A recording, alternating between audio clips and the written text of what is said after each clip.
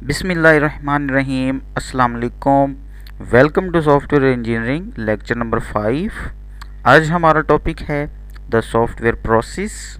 उम्मीद है कि आप लोगों ने पिछले लेक्चर्स सुन लिए होंगे। अगर पिछले लेक्चर्स नहीं सुने तो काइंडली उनको भी साथ साथ लेकर चलें और अपना लेक्चर जो है वो टाइमली देखते जाएं। तो चलें, अगला लेक्चर स्टार्ट करने से पहले हम लेक्चर नंबर 4 का थोड़ा सा रिव्यू लेते हैं। तो लास्ट में हमने पढ़ा था रिक्वायरमेंट्स इंजीनियरिंग। रिक्वायरमेंट्स इंजीनियरिंग क्या होता है कि हम जब भी कोई प्रोजेक्ट, जब भी कोई सिस्टम या सॉफ्टवेयर बनाने जाते हैं तो उससे पहले हम रिक्वायरमेंट्स गैदरिंग करते हैं। तो रिक्वायरमेंट्स गैदरिंग के लिए डिफरेंट टेक्निक्स इस्तेमाल की जाती हैं। तो उन सारी टेक्निक्स को हम रिक्वायरमेंट्स इंजीनियरिंग का नाम देते हैं, जिसमें हम अपने रिक्वायरमेंट्स को गैदर कर रहे होते हैं। क्योंकि रिक्वायरमेंट्स जो होती हैं वो किसी भी सॉफ्टवेयर या किसी भी सिस्टम की, किसी भी प्रोजेक्ट की कामयाबी के लिए बड़ी इम्पोर्टेंट होती हैं। ठीक हो गया।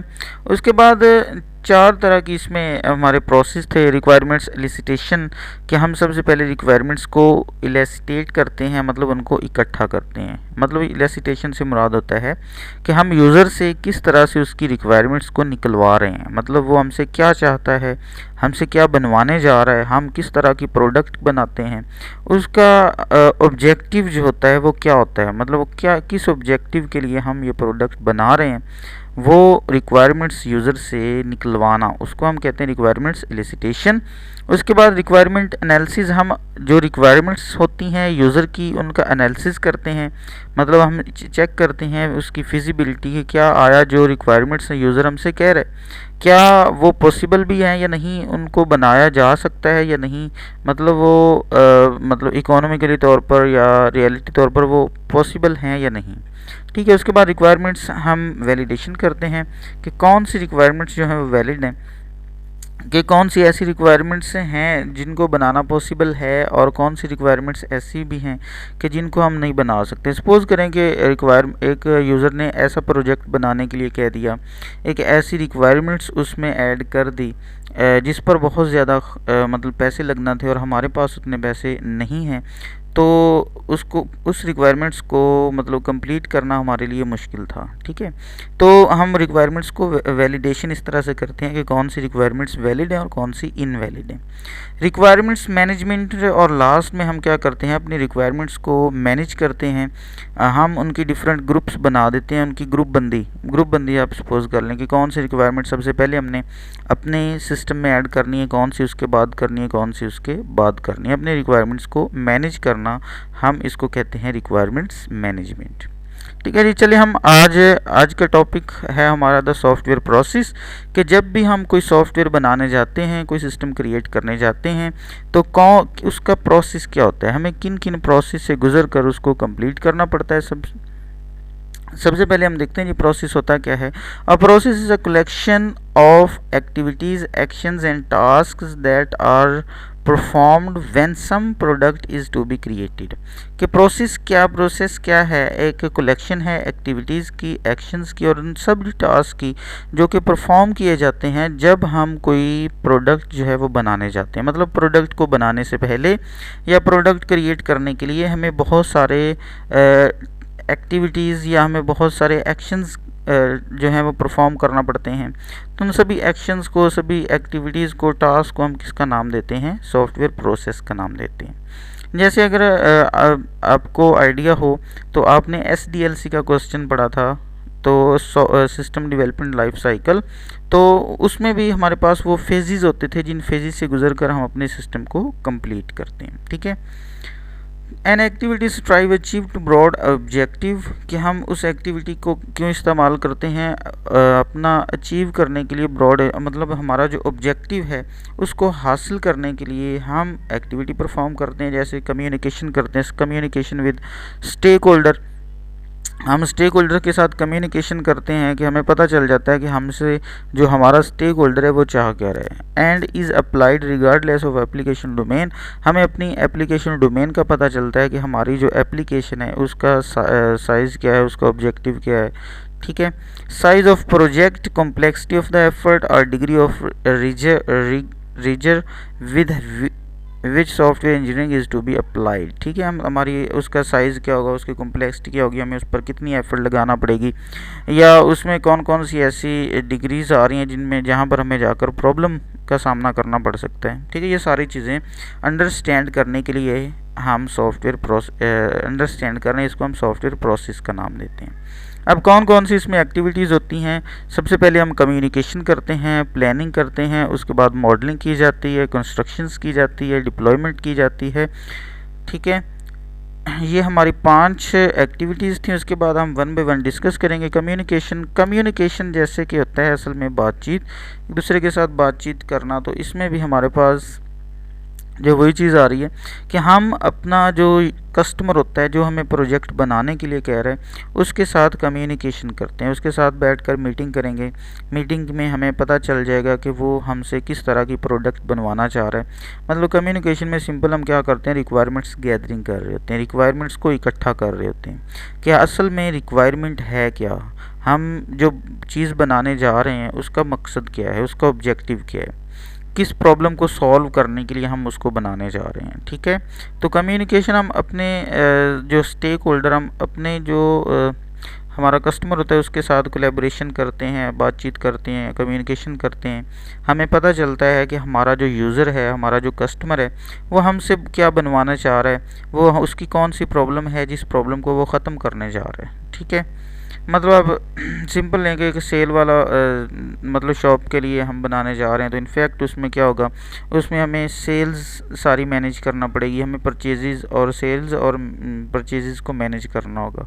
तो हमारी रिक्वायरमेंट्स ये होगी। उसके साथ कुछ नॉन फंक्शनल रिक्वायरमेंट्स भी होती हैं जो कि एक डेवलपर उसको फ़र्ज़ी तौर पर समझ लेता है कि ये चीज़ें भी मैंने ऐड करनी है, जबकि हमसे हमारा जो स्टेक होल्डर होता है वो चीज़ें नहीं कह रहा होता कि ये मुझे, सपोज़ वो ये नहीं कहेगा कि आप ना इस तरह का सॉफ्टवेयर बनाएं जो कि स्पीडली काम करता हो, ये वो नहीं कहेगा। वो कहेगा कि मैंने इस तरह का सॉफ्टवेयर बनाना है कि जब मैं कोई चीज़ अपने मतलब शॉप से सेल करूं तो उसका रिकॉर्ड उसमें आ जाएगा, आपने ये चीज़ सेल की है, उसकी इतनी प्राइस है, ठीक है, आपकी टोटल जो है आज की सेल इतनी होगी, ये सारी चीज़ें वो कहेगा, लेकिन वो स्पीड वाली बात नहीं कहेगा। ठीक है, तो स्पीड या उसकी एफिशिएंट काम करना, ये क्या है, ये हमारी नॉन फंक्शनल रिक्वायरमेंट्स हैं। तो functional and non functional requirements का हमें आइडिया तब भी होगा जब हम अपने कस्टमर के पास बैठकर उससे मीटिंग करेंगे, उससे बातचीत करेंगे, कम्युनिकेशन करेंगे, तो फिर ही हमें पता चलेगा कि हम बनाने क्या जा रहे हैं। ठीक है,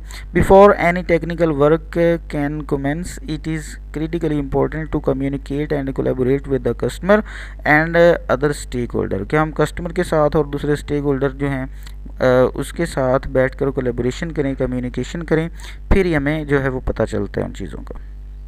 the intent is to understand stakeholder objective. हम स्टेक होल्डर का ऑब्जेक्टिव क्या है, क्या मकसद है उसका, उसको इस तरह से अंडरस्टैंड कर सकते हैं। फॉर द प्रोजेक्ट, इस प्रोजेक्ट के लिए, एंड टू गैदर रिक्वायरमेंट्स, और रिक्वायरमेंट्स को गैदर करते हैं, that help define software features and function. और वो जो रिक्वायरमेंट्स हम गैदर करते हैं उन्हीं से हमें पता चलता है कि हमारा जो सॉफ्टवेयर है उसके फीचर्स क्या हैं और उसके फंक्शंस क्या होंगे। प्लानिंग, इनफैक्ट कोई भी प्रोजेक्ट आप करने जा रहे हैं तो उसके लिए प्लानिंग वेरी इंपॉर्टेंट है। अगर हम प्लानिंग के साथ कोई काम नहीं करते तो उसमें काफ़ी ज़्यादा चांसेस होते हैं कि हम उसमें फ़ेल हो जाएं। हम फेल से मुराद है कि हम अच्छी प्रोडक्ट ना बना सकें। तो एक अच्छी प्रोडक्ट बनाने के लिए इनफैक्ट एक अच्छी प्लानिंग का होना ज़रूरी है। ठीक है, तो हम प्लानिंग करते हैं। Any complicated journey can be simplified if a map exist. ठीक है, हम क्या करते हैं, कॉम्प्लिकेटेड जर्नी की तरफ हम, मतलब एक अच्छे सफ़र की तरफ हम चल पड़ते हैं अगर हमारे पास कोई मैप हो तो। ठीक है, अगर मैप नहीं होगा तो इनफैक्ट हमें उस जर्नी का आइडिया ही नहीं होगा। A software project is a complicated journey and the planning activity create a map that helps guide the team as makes a journey. ठीक है, तो वो जो मैप हमारे पास होता है वही हमारी हेल्प करता है कि हमें गाइड कर रहा होता है कि हमारा जो सफ़र है वो किस तरफ है। मतलब हमारे पास एक पूरा शेड्यूल बना होगा तो हमें पता होगा कि हमने सबसे पहले क्या करना है, उसके बाद क्या करना है, उसके बाद क्या करना है। अगर हमने शेड्यूल नहीं बनाया होगा तो इनफैक्ट हमें उन चीज़ों का, मतलब हम उसमें कंफ्यूज रहेंगे कि पहले ये कर लूँ या वो कर लूँ या वो कर लूँ। ठीक है, तो हमें उसमें प्लान की ज़रूरत होती है। अच्छा प्लान जो है वो अच्छे प्रोडक्ट की निशानी होता है। The map called a software project plan define, और वही मैप को वो कह रहा है कि वही जो मैप हम बनाते हैं किसी भी मतलब अपने प्रोजेक्ट का, तो उस मैप को हम क्या कहते हैं, उसको प्लान कहते हैं। कि ये हमने एक प्लान बनाया है और इस प्लान के मुताबिक हमने काम करना है, ये हमारा शेड्यूल है और इस शेड्यूल के मुताबिक हमने काम करना है और अपने प्रोडक्ट को कंप्लीट करना है। ठीक हो गया। उसके बाद थर्ड वन है जी मॉडलिंग। मॉडलिंग से मुराद होता है हम उसका ग्राफिकली उसको डिज़ाइन कर देते हैं। तो एक बंदे ने कहा था कि the picture is equal to 1000 words, कि एक पिक्चर जो होती है वो 1000 वर्ड्स के बराबर होती है। क्या हम एक तरफ 1000 वर्ड लिखते हैं और दूसरी तरफ उसकी एक छोटी सी पिक्चर बना दें, तो वो एक जो पिक्चर होती है वो 1000 वर्ड्स के बराबर होती है। मतलब हम पिक्चर बना दें, हमारे सामने कोई पिक्चर बनी हो, तो हमसे कोई कहे कि इस पिक्चर के बारे में आप लिखें, तो हम बहुत कुछ उसके बारे में लिख सकते हैं। ठीक है, तो हम ग्राफिकली रिप्रेजेंट करना आसान होता है एज़ कम्पेयर टू राइट, मतलब राइटिंग लिखने की बजाय किसी को ग्राफिकली अगर हम रिप्रेजेंट करें तो वो बेहतर भी होता है, उसको समझाना भी आसान होता है, अगले बंदे को समझ भी सही तरह से आ जाती है और हमें एफर्ट भी कम करना पड़ती है।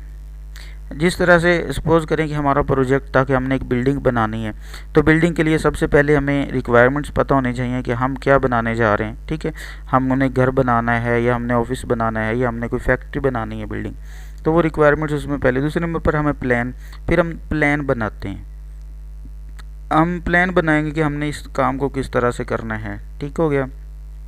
तीसरे नंबर पर हम उसका डिज़ाइन बना देते हैं, हम उसका ग्राफिकली उसको रिप्रेजेंट कर देते हैं, तो हमारा प्लान जो है वो कंप्लीट हो जाता है। The graphically representation of the system is called modelling. Many types of modellings can be created for developing a system.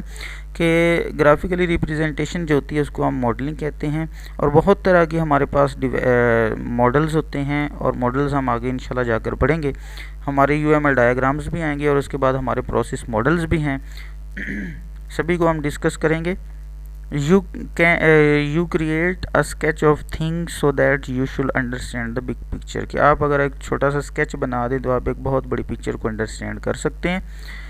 What is look like architecturally, how the constitute parts fit together and many other characteristics. कि उससे हमें ये भी पता चलता है कि हमारा जो है वो आर्किटेक्चर क्या है, उसका डिज़ाइन क्या है, उसका स्ट्रक्चर क्या है, और जो है वो उसके डिफरेंट पार्ट्स प्रोजेक्ट के या प्रोडक्ट के डिफरेंट पार्ट्स जो हैं एक दूसरे के साथ किस तरह से कनेक्टेड हैं और वो किस तरह से काम कर रहे हैं।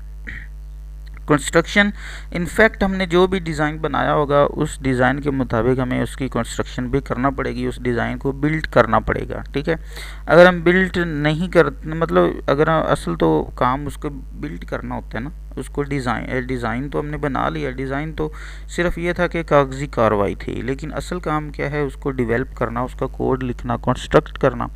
तो डिज़ाइन के मुताबिक हमारे पास वो एक प्लान था, हमने प्लान बनाया हुआ था और उस प्लान के मुताबिक हमने क्या करना है, हमने उसको कंस्ट्रक्ट करना है, उसका कोड लिखना है। This activity combines code generation either manual और ऑटोमेटेड। कि हमारे पास मैनुअल भी कोड हो सकता है और ऑटोमेटेड भी हो सकता है। तो हम क्या करते हैं, इसमें हम कोड लिख रहे होते हैं, कोड जनरेट करते हैं। And the testing that is required to uncover errors in the code. और इसमें हमारे पास दो चीज़ें आ रही हैं, एक तो हमारे पास कोड लिखना आ रहा है और दूसरे इसमें टेस्टिंग भी आ रही है कि हम सबसे पहले कोड लिखेंगे और फिर अपने उस लिखे हुए कोड को चेक करेंगे कि आया उसमें कोई एरर तो नहीं है। अगर उसमें एरर होगा तो इनफैक्ट हम उस एरर को ख़त्म करेंगे और अपनी प्रोडक्ट को बेटर से बेटर बनाएंगे। ठीक है, मतलब हमारे कंस्ट्रक्शन में सबसे पहले कोड लिखना, कोड किसके मुताबिक लिखना है, डिज़ाइन के मुताबिक। जो हमने डिज़ाइन बनाया था, जो प्लान बनाया था, उसके मुताबिक हमने कोड लिखना है, और कोड लिखने के बाद हमने उसको टेस्ट करना है और उसमें से सारे एरर्स को ख़त्म करना है। अगर एरर ख़त्म हो जाएंगे तो इनफैक्ट हमारी जो प्रोडक्ट है वो बेहतर हो जाएगी, अच्छी होगी। और अगर उसमें एरर होंगे तो इनफैक्ट हमारी वो प्रोडक्ट जैसे ही कस्टमर लेकर जाएगा तो वो उसको लेने से इनकार कर देगा, मतलब उसको यूज़ करेगा तो यूज़ करने के बाद वो हमें वापस करने आ जाएगा कि आपने अच्छी प्रोडक्ट नहीं बनाई, ये मेरे किसी काम की नहीं है, इसमें तो बहुत ज़्यादा एरर्स हैं, ये बहुत ज़्यादा गलतियाँ कर रहे हैं, तो मेरा जो प्रॉब्लम था वो तो सॉल्व ही नहीं हुआ, तो आप इसे रख लें और मुझे मेरे पैसे वापस कर दें।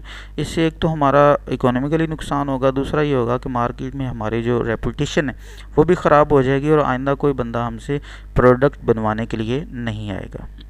डिप्लॉयमेंट होता है कि जब हम अपनी चीज़ को कंप्लीट कर लें और कंप्लीट करने के बाद हम उसको कस्टमर के हवाले कर देते हैं। ठीक है, हम कस्टमर को दे देते हैं, उसको जाकर वो इंस्टॉल करता है और अपना काम उस पर करना शुरू कर देता है। The software is delivered to the customer who evaluates the delivered product and provide feedback on the evaluation। कि हम क्या करते हैं, अपने सॉफ्टवेयर को अपने कस्टमर के हवाले कर देते हैं और कस्टमर क्या करता है, उस प्रोडक्ट पर अपना काम करना शुरू कर देता है और फिर हमें फीडबैक भी प्रोवाइड करता है।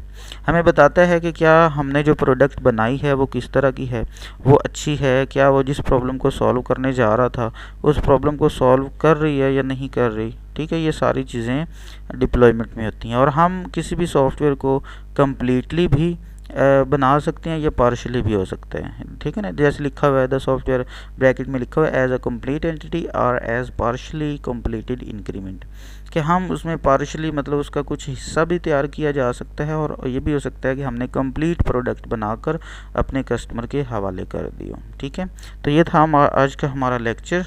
स्टे ब्लेस्ड, अल्लाह हाफिज़।